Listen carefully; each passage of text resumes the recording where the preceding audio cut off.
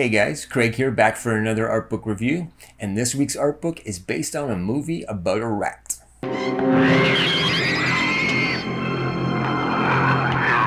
No, not that one.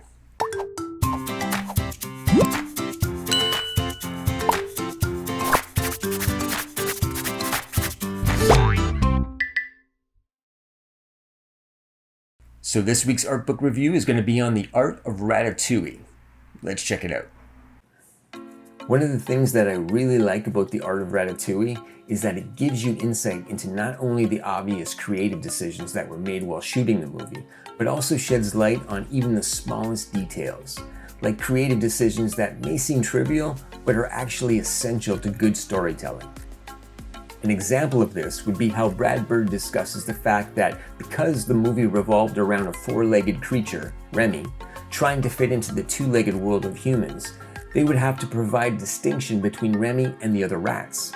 They decided to have him walk on two legs while all of the other rats in the movie scampered around on all fours, a subtle detail that would subconsciously make Remy's character more relatable to the viewers, at least the human ones anyway.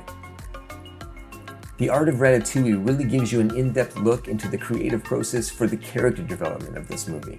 It's cool to see the hand-sculpted clay models being used as reference by the digital artists.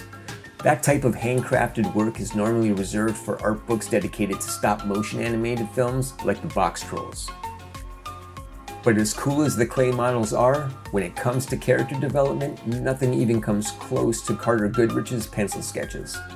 His sketches alone are reason enough to own this book. The task of putting human expressions on animals without making them appear too human is something that many artists struggle with. Matt Nolte gives a masterclass in this book on not only how to do it, but how to do it well. This book is a definite must for fans of Dominique Lewis. His use of color and the way he lights his paintings is absolutely incredible. You'll find pages and pages of his paintovers scattered throughout this entire book. If it's inspiration for visual development that you're looking for, then look no further. Some of my favorite paintings are the ones he did of the scene where Remy is surrounded by the cakes. The color palettes and the way he lit those scenes was absolutely phenomenal. You've probably noticed that I keep bringing up lighting throughout this review. And that's because one of the things that I really love about this movie is the lighting contrast that is pretty much present throughout this entire film. Because rats tend to live in the shadows, the movie is littered with scenes that are engulfed by that cool blue ambient light, which is always contrasted by a much warmer yellowish key light. It just gives you that feeling of sitting by a warm fire on a cool winter's night.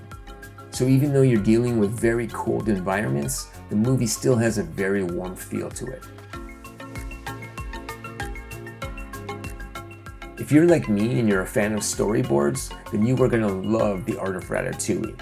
Something that I like to do when reading art of books is to compare the storyboards with the final rendered animation. It's always interesting to see just how closely animators and directors will stick to the original vision for the movie. And finally, as you will see in the last few pages of this book, the Art of Ratatouille really stresses the importance of logo development when it comes to creating the typeface for your projects. Whether it's for a movie poster, DVD case, or book cover, it's important to take your time and to try as many different iterations of your title as possible. Although growing up as kids, we're told not to judge a book by its cover, the truth is we all do it. The cover art is the most important drawing in the book and therefore deserves the most attention. You only have a few seconds to catch someone's eye in the bookstore, on the Amazon page, or in the movie theater lobby, so use those seconds wisely.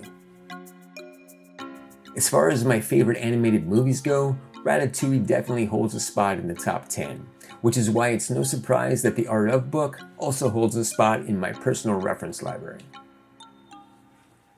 Alright, well there you have it folks, another amazing art book, The Art of Ratatouille. Now remember, if you'd like to add this book to your own personal library, I have an Amazon affiliate link in the description below. And if you choose to use that link to make your purchase, not only do you get a copy of this amazing art book, but you also, at no extra cost to you, help to support this channel, which allows me to continue making this type of content for you. So for that, I thank you. Now, if you like this type of content, be sure and give this video a thumbs up. And also let me know in the comment section below what your favorite art book is, because I am always looking to add to my own personal collection. So until next time, take care.